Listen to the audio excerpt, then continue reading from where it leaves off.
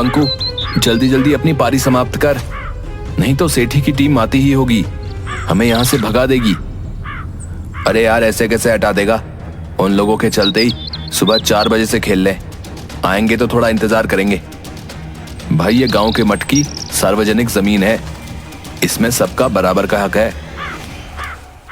बात तो तुम्हारी बिल्कुल सही है बंकू, लेकिन यह भी बात सही है कि यह जमीन मठ को उसके ही पूर्वजों ने दान में दी थी।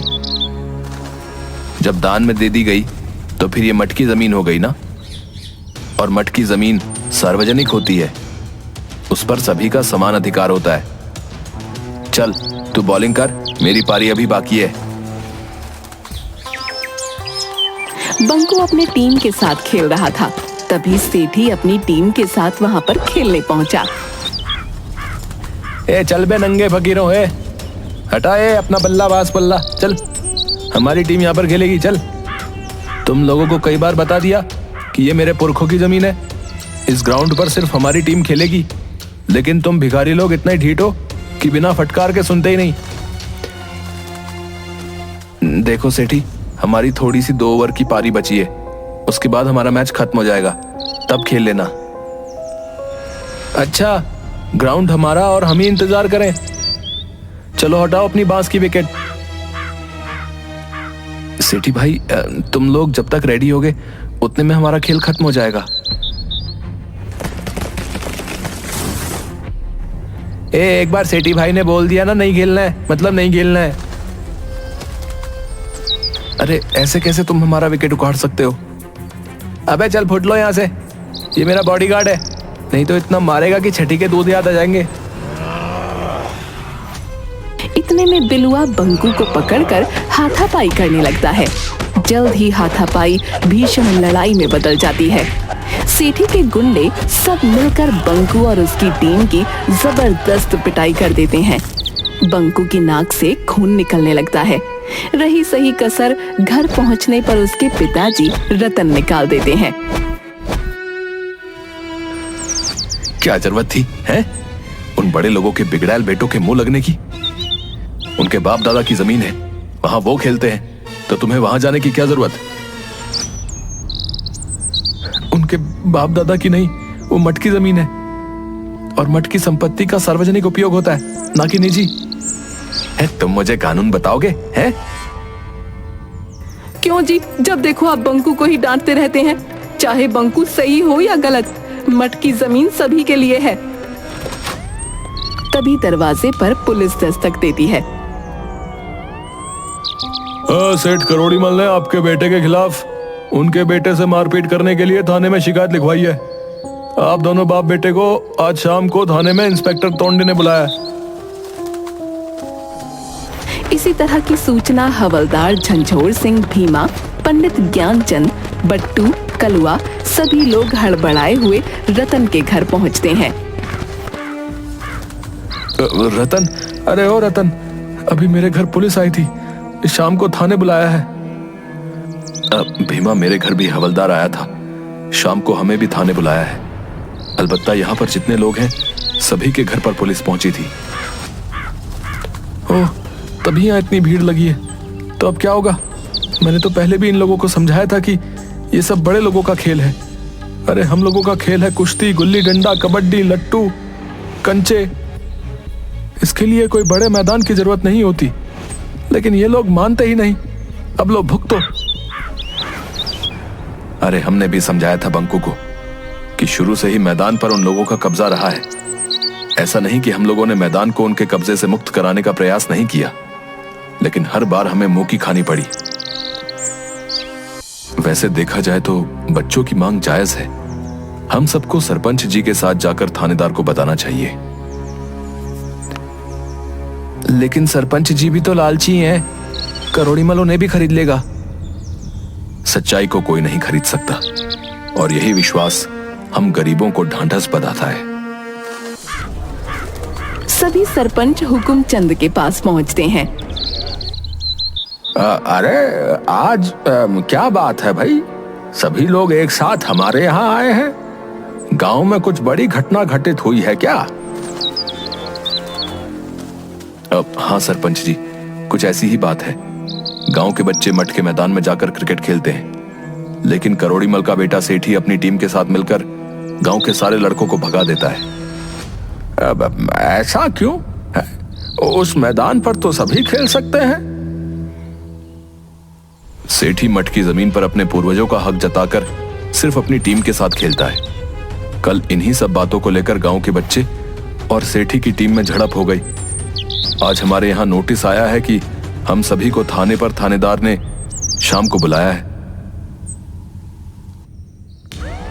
शाम को करोड़ीमल और सरपंच सहित गांव के लोग थाने पर पहुंचते हैं। देखो भाई, पहली बात तो मैं कानून को किसी को भी हाथ में लेने की इजाजत नहीं दूंगा। दोनों पक्षों की बात सुनने के बाद मुझे सेठी की बात जायज लगती है। उसके टीम को राज्य स्तर पर खेलने के लिए प्रैक्टिस करनी जरूरी है, अतः मठ के मैदान का सेठी ही उपयोग करेगा। ये कैसे कह सकते हैं कि सेठी की टीम ही अच्छी खेलती है और वही मैदान में प्रैक्टिस करेगा? बंकू की बातों में दम है। अरे सेठी के पास सभी चीजें हैं, bat, ball, wicket, gloves, helmet, pad, guard, Jersey है। इन्हें हम सभी लोग रोज खेलते हुए देखते हैं। गांव के बच्चे उनका मुकाबला कर ही नहीं सकते। ठीक है, तो अगले रविवार को क्यों ना हम लोग सेठी की टीम और बंकू की टीम का एक मैच करवा लें। जो जीतेगा वही मठ के मैदान में खेलेगा। हाँ भाई, क्या कहते हो सेठी? हमें ये चैलेंज मंजूर है। हमें भी मंजूर है। ठीक है, तो अगले रविवार को सेठी और बंकू की टीम के बीच मुकाबला होगा। जो जीतेगा मैदान पर आगे वही खेलेगा।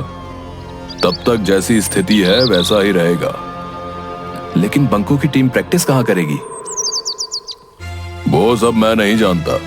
रविवार तक यथास्थिति ही रहेगी।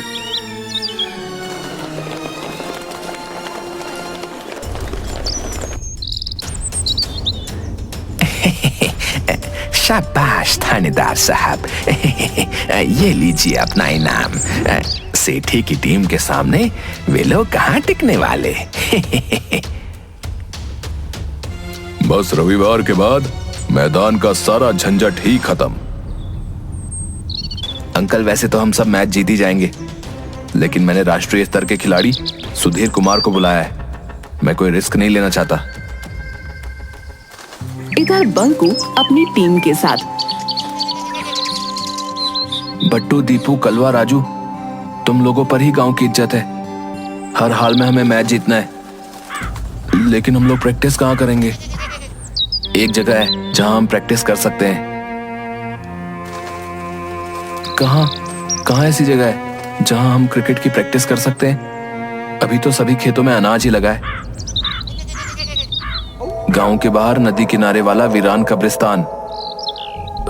नहीं बाबा, सुना है वहां के बरगद के पेड़ पर भूतों और अतृप्त आत्माओं का वास है।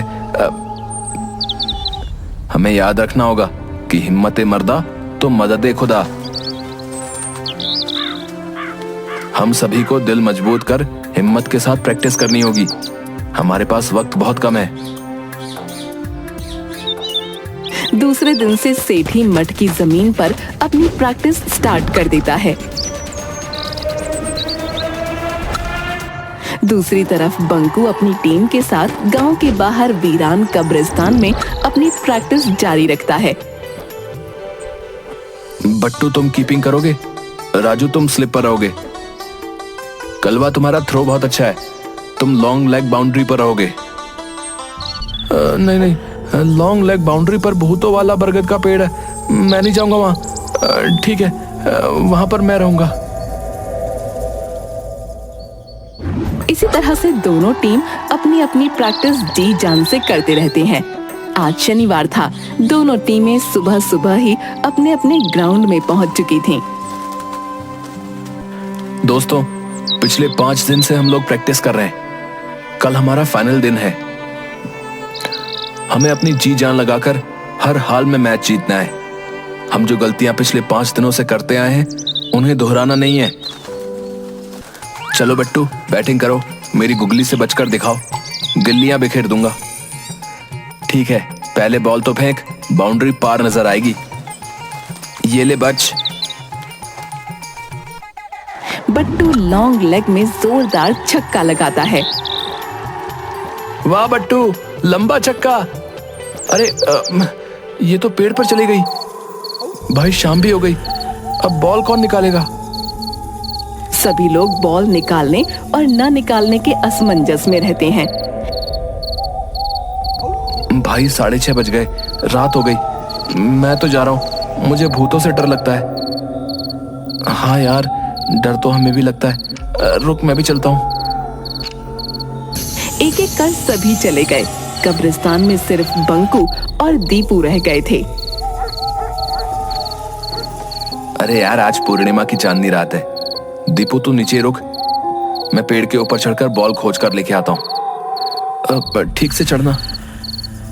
पेड़ के ऊपर गधैया भूत और भटूरिया भूत आपस में बातें कर रहे थे। अरे ये कौन हमारे पेड़ पर चढ़ा आ रहा है भाई? किसकी शामत आई है? लगता है अभी जो नीचे बच्चे खेल रहे थे उन्हीं में से कोई ऊपर आ रहा है। शायद उन्हें हमसे डर नहीं। अभी बताता हूँ बच्चों को। अरे अरे अरे अरे अरे, ऐसा नहीं है। पहले जान तो लो कि वो क्यों इतनी रात में अपनी जान जोखिम में डालकर यहाँ आ रहा है। ठीक है। कौन हो तुम? ऊपर कैसे आ गए भाई? तुम्हारी इतनी हिम्मत? दीपू, जो अभी तक हिम्मत रखे हुए था, वो भूत की आवाज सुनते ही बिना पीछे देखे भाग गया। बंकू डरते हुए सारी बात भटूरिया और गधैया को बताता है। तुम सही कह रहे हो लड़के, इन्हीं के पूर्वजों ने हमें मारकर दफन कर दिया था। डरो मत बच्चा, हम तुम्हारे साथ हैं। जहां अन्याय होगा मैं तुम्हारे साथ रहूंगा। अब आप लोगों को लोग बदमाश बोलते हैं। अरे असली बदमाश तो करोड़ीमल, सेठी, हुकुमचंद और थानेदार टोंडे जैसे हैं। ठीक है, कल का मैच हम लोग भी देखने आएंगे। याद रखना, सिर्फ तुम हमें देख व सुन सकते हो। दूसरे दिन मठ के मैदान में दोनों टीम पहुंच जाती हैं। थानेदार टोंडे अंपायरिंग करते हैं और हवलदार झंझोर सिंह कमेंट्री। नमस्कार दोस्तों, मैं झंझोर सिंह सरताजपुर के मठ के मैदान से आपको लाइव कमेंट्री सुनाने के लिए उपस्थित हूँ। पूरा मैदान खचाखच भरा हुआ है। आज एक तरफ सुसज्जित बहुत ही सुंदर जर्सी में सेठी की टीम और दूसरी तरफ पतले दुबले दिनहीन नंगे पांव वाले बहुरंगे कपड़े पहने बंकू की टीम मैच खेलने को तैयार है। ये देखिए, टॉस जीतकर सेठी ने पहले बल्लेबाजी का निर्णय लिया है। भाई वो तो सुधीर कुमार लग रहा है। वो राष्ट्रीय स्तर का खिलाड़ी है। बंकू तुम इसका विरोध करो। सर, ये राष्ट्रीय स्तर का खिलाड़ी सुधीर कुमार हमारे गांव से नहीं है। देखो बंकू, प्यार और जंग में सब जायज है और ये भी एक जंग है। अगर तुम अपनी हार मान लो तो वॉक ओवर दे देता हूं। नहीं, आखिरी क्षण तक हम लड़ेंगे।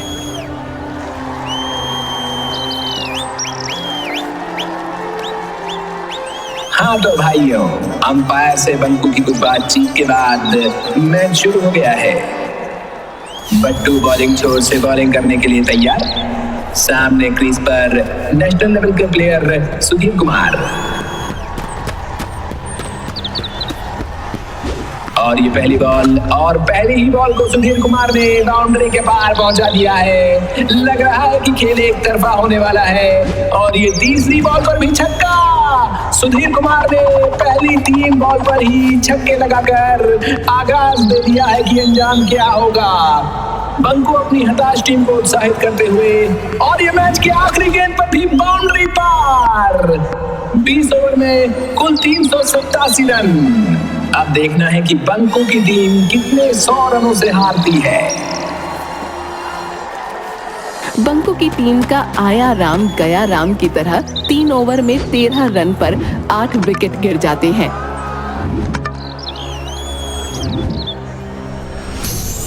अरे 9 बॉल पर आउट कर दिया। ये तो बेईमान अंपायर है। अब हमें ही कुछ कमाल दिखाना पड़ेगा। बंकू, यह अंपायर बेईमानी कर रहा है। हमने कहा था कि अगर बेईमानी होगी तो हम तुम्हारी मदद करेंगे। ठीक है, प्यार और जंग में सब जायज है। दर्शकों, आपको बता दूं कि 3 ओवर में 13 रन पर 8 विकेट बंकू की टीम गिर चुकी है। हमें लगता है कि 4 ओवर में ही खेल समाप्त होने वाला है। बंकू और दीपू क्रीज पर नए प्लेयर आए हैं जो सेठी की बॉलिंग का सामना करेंगे।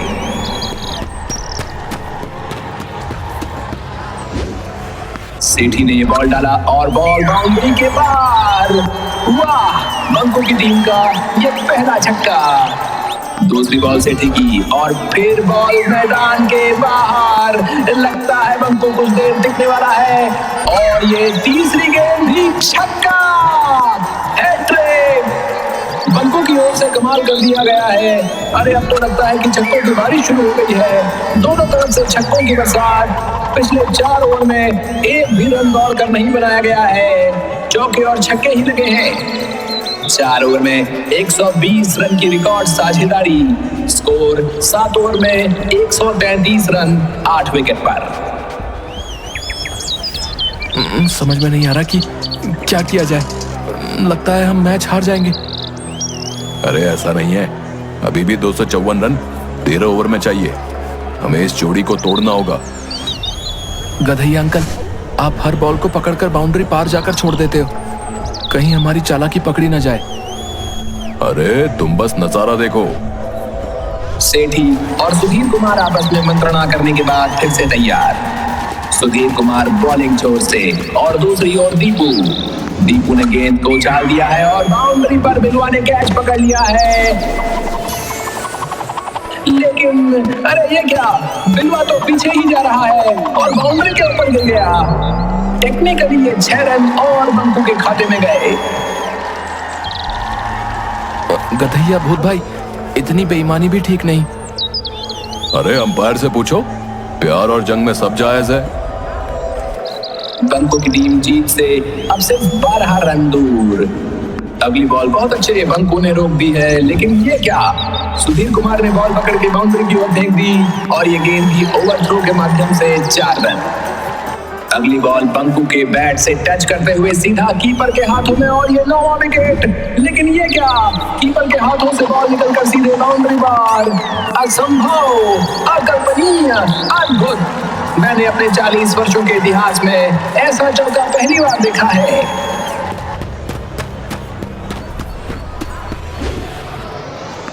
और ये गगनचुंबी छक्के के साथ मैच समाप्त होता है। बंकू की टीम 2 विकेट से मैच को जीत चुकी है। यानी इस मट की जमीन से सेठी और गरोड़ीमल का दावा अब इतिहास बन चुका है। अब इस मैदान पर गांव के सभी बच्चे खेलने के लिए स्वतंत्र हैं। गांव के सभी लोग दौड़कर बंकू और उसकी टीम को कंधे पर उठाकर मैदान के चारों ओर चक्कर लगाते हैं और जयकारे लगाते हैं। बंकू गधैया भूत और भटूरिया भूत को बरगद के पेड़ की ओर जाते हुए देख रहा है। बंकू की आंखों से लगातार खुशी के आंसू निकल रहे थे।